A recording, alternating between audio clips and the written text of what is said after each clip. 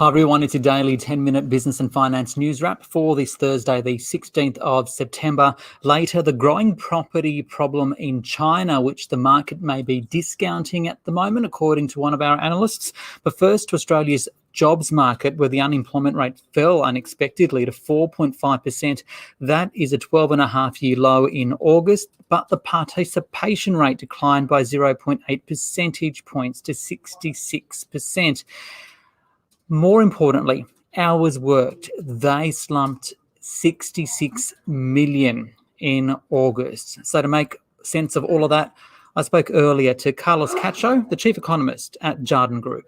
Carlos, Australia's biggest economies are in lockdown, yet the unemployment rate fell to 12.5-year low. Why? Well, that's because to be counted to be unemployed, you need to be actively looking for work. And of course, given lockdowns and the government's COVID disaster payments, a lot of people who may not be working right now aren't actually looking for a job. That means that they're not counted as unemployed, even if they lost work. On top of that, we also saw people who previously were counted as unemployed stop looking for work because there's just not that many jobs out there, or they wouldn't actually be able to go into a workplace anyway. So what's a better measure of the true nature of the labour force right now? I think the best number to focus on at the moment is hours worked, because that's going to show you a truer reflection of what's actually happening in the labour market with a lot less distortions. And on that measure, we saw hours worked down almost 4% in August. It's down about 5.5% since lockdown started. And in New South Wales, it's down a pretty massive 13%, which is more than we saw during the first wave of COVID in 2020. So just quickly back on that headline rate, I'm curious, when you take all that into consideration and the participation rate, right, what do you see as the true unemployment rate? Well, look, that's a difficult and tricky question. You could look at the underutilisation rate, which is about 13 or 14%. Some people like to look at that. If you add in the number of people who are working 0 hours, you'd get an unemployment rate closer to about 10%. But I don't really think that's a good reflection, because a lot of those people who have been stood down are probably going to start working again once restrictions end. So I think it's a bit unfair to classify them as unemployed. Is it all to do with New South Wales? By and large, it is. So New South Wales has been the biggest driver of this month's data. Victoria had been weaker in June, but it's since recovered a bit. It'll probably be softer again in September, given the lockdowns there. We've seen a little bit of softening in Queensland, but overall, it's really a story about New South Wales and the restrictions in Sydney and regional New South Wales. What do these numbers suggest about the way employers feel about staffing when the economy reopens? And are they still holding on to these employees? It's a bit hard to tell from these numbers, but if you look at some of the other data around the labour market, like employer intentions or vacancies or job ads, it does suggest that we are seeing employers remain pretty buoyant when it comes to their hiring intentions. And we've only really seen some very marginal softening in those figures. They all remain well above average and above where they were pre-COVID. And to me, this suggests that many businesses are going to try and retain their staff so that they can get up and running again when lockdowns end.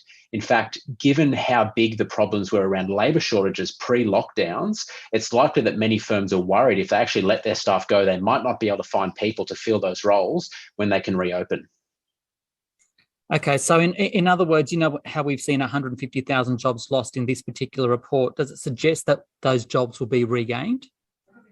I think so. If, 100 to be counted as a job lost by the ABS, you just have to have not worked for the last 6 weeks. Even if you know you're stood down and you expect you're going to go back to work when things reopen, you'll still be counted as having lost your job. For example, a good friend of mine is a barber, and him and all his staff are not working at the moment. They would be counted as unemployed in this report or as not employed in this report because they haven't worked since the end of June. But as soon as restrictions end in October, I'll be back in there and I'll be getting my hair cut and that'll be employed again. We'll all be getting our haircut.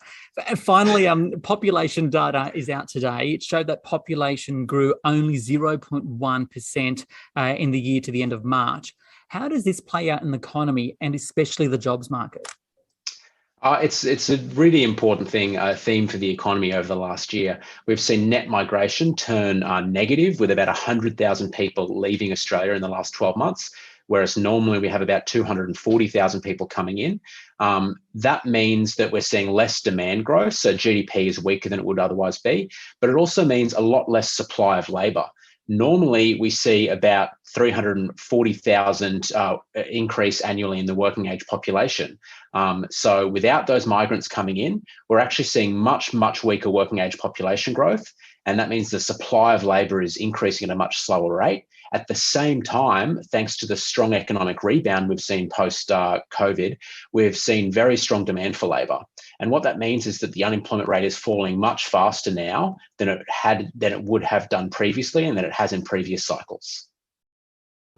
Cacho there from Jarden Group. To the Australian share market now, which rose, the S&P ASX 200 at 7,460. That's an increase of 0.6%. But is the market missing a growing problem in China? For more, I spoke earlier with Angus Geddes. He's the CEO at Fat Profits. Angus, shares are up today. Why?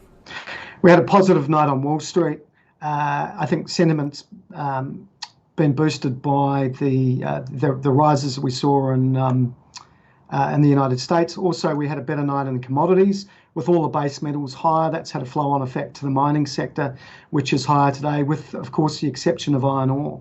There's a bit of a story bubbling in China. It hasn't really affected the Australian share market right now. What can you tell me about it? Well, I think it's looking quite serious, and perhaps more serious than some of the slowdowns we've seen in the property market in China before. Evergrande, which is the largest property construction company in China, is in a lot of trouble.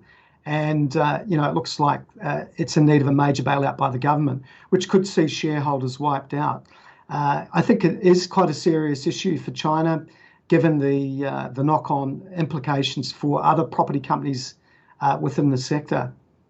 How do you think it'll impact Australia?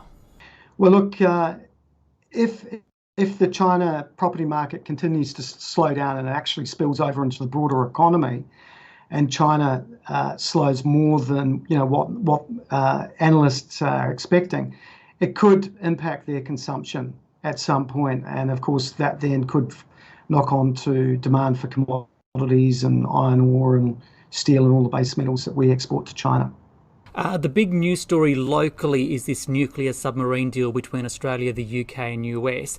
Are there any market implications, whether it be interest in uranium or defence companies, for example?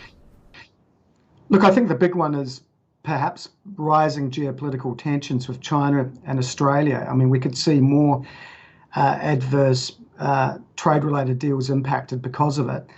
In terms of the actual economy, this deal really just displaces the one that we've got in place now with the French. So I don't think it has any sort of major economic impacts. But of course, the fact that more and more countries are turning to uranium probably means that the price of uranium will continue to rise, particularly, with climate change and the need for nuclear energy. And just finally, Telstra today delivered its T25 strategy. It include another $500 million worth of cost cutting through to 2025. How does Telstra look to you? Look, I think the outlook for Telstra looks really, really positive. They've succeeded with the cost out restructuring program. That's worked really well. Andy Penn's secured another 3 years as CEO. He's doing a very good job. And of course, the big growth driver for Telstra over the next 5 years is going to be the rollout of 5G. And Telstra really is the clear leader in that space. Clearly, Australia is going to be needing 5G and that sort of that connectiveness in the future, with the demand for data likely to continue to go up. Angus Geddes there from Fat Profits. This On The Money stream is provided for informational purposes only. The content in this stream should not be understood as constituting advice or a recommendation. It's not personal advice and it doesn't consider your personal circumstances or objectives. You should contact a licensed professional before making any financial decision.